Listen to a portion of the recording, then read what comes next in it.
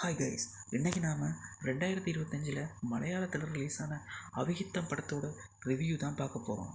இது ஒரு black comedy thriller. இந்த படத்தோட கதையை பற்றி பார்த்தோன்னா, ஊருக்கு ஒதுக்குப்புறமா ஒரு சில பேர் ஊர்க்கதையை பேசிகிட்டு இருக்காங்க. அதுக்கப்புறம் அங்கேருந்து வலிக்கிட்டு வந்து இந்த வழியாக போய்கிட்டு இருக்கும்போது அந்த வழியில் ஒருத்தர் வந்து இன்னொரு பொண்ணு கூட தப்பாக இருக்கிறத பார்த்துடுறாங்க. அந்த பையன்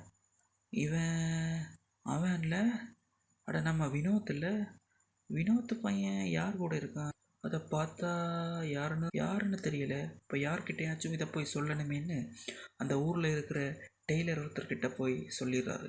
அடுத்த நாள் டெய்லரும் அந்த பையனும் போய் யாருன்னு அதை பார்த்துட்டே இருக்காங்க. அப்போ தான் அந்த டெய்லர் அளவை வச்சு அது இந்த பொண்ணு தான், இது நிர்மலா இல்லை, முகுந்தனோட மனைவியாச்சுன்னு கண்டுபிடிச்சு எப்படியோ இந்த விஷயத்த அவங்க குடும்பத்துக்கிட்ட தெரிவித்து அவங்கள எப்படி கையங்களமாக பிடிக்கிறாங்க. அதுக்காக அவங்க போடுற பிளான் என்ன, இந்த விஷயம் எப்படி காட்டுத்தீ மாதிரி ஊர் முழுக்க பரவுது. அதுக்கப்புறம் நடந்த சம்பவங்கள் தான் இந்த படத்தோட மொத்த கதை.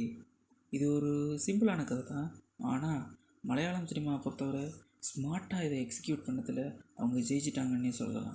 குறிப்பாக அந்த படத்தில் வர்ற ஒரு சில கேரக்டர்ஸ், அதாவது அந்த குறிப்பாக அந்த டெய்லராக இருக்கட்டும், அந்த டெய்லர் கூட வர்ற அந்த இன்னொரு பையனாக இருக்கட்டும், அப்புறம் நிர்மலாவோட ஹஸ்பண்ட் முகுந்தனாக இருக்கட்டும், அவருக்கு ஒரு தம்பி இருக்குது அந்த கேரக்டராக இருக்கட்டும், அப்படி ஒரு சில கேரக்டர்ஸ், அதாவது ஒரு 6-7 கேரக்டர்ஸ், முக்கியமான கேரக்டர்ஸ், அவ்வளவு கேரக்டர்ஸுமே அந்த படத்தை தூக்கி பிடிச்சிருப்பாங்க. இந்த கேரக்டர்ஸ் ஒவ்வொன்றுமே எழுதப்பட்ட விதம் ரொம்ப நல்லாவே இருக்குதுங்க. படத்தில் சொல்லணுன்னா 2 இடம் தான், பெருசாக பட்ஜெட்டில் செலவழித்து எடுத்திருக்காங்கன்னு கேட்டால் அப்படியெல்லாம் கிடையாது.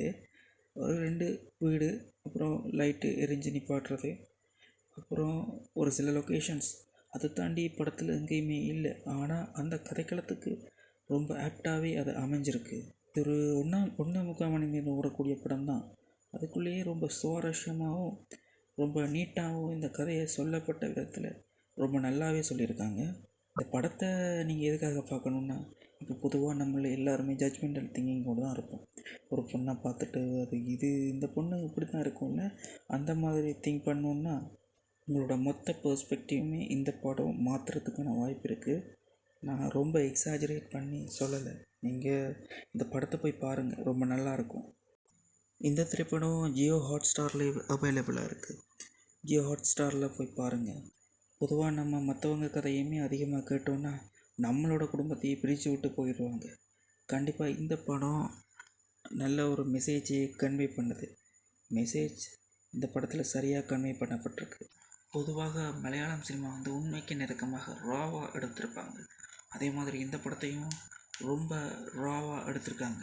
இந்த படத்தை ஃபேமிலியோடு பார்க்கலான்னு கேட்டிங்கன்னா, இந்த படத்தில் ஒரு சில ஒரு அடல்ட் கண்டென்ட்னு சொல்ல முடியாது, பட் அந்த மாதிரி ஒரு மூமெண்ட்ஸ் இருக்கும்.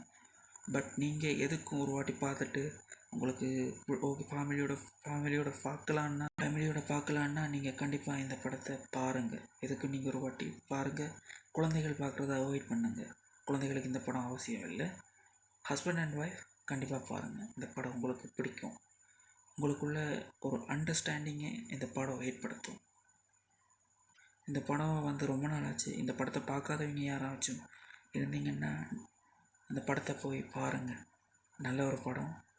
இந்த படத்துக்கு நான் கொடுக்கக்கூடிய ரேட்டிங் 10க்கு 7. நன்றி, பாய்.